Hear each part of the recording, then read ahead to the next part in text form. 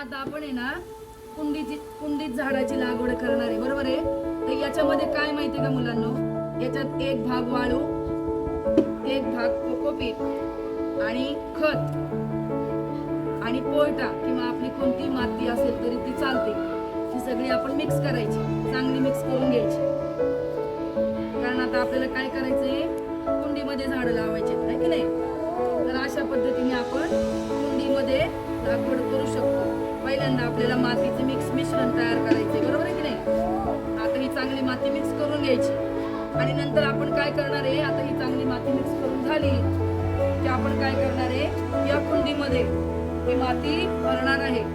ती विड घे, ती विड घे, छोटी विड घे, छोटी विड.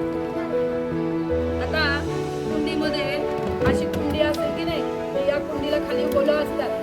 तर पहिल्यांदा ती होलं पाडून घ्यायची बघा अशी, आणि त्या प्रत्येक होलांवर विटाचा एक एक तुकडा ठेवायचा.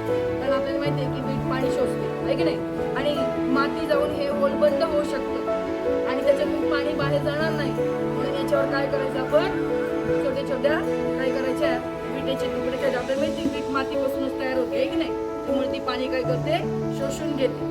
आणि नंतर ही सगळी माती आपण या कुंडीत भरल्यानंतर आपण या ठिकाणी ही झाडं आणलेली आहे. तर या झाडांपैकी काही झाडं आपण या कुंडीमध्ये लावणार आहोत आणि काही झाडं म्हणजे आपण काय करणार आहे, सगळ्यांना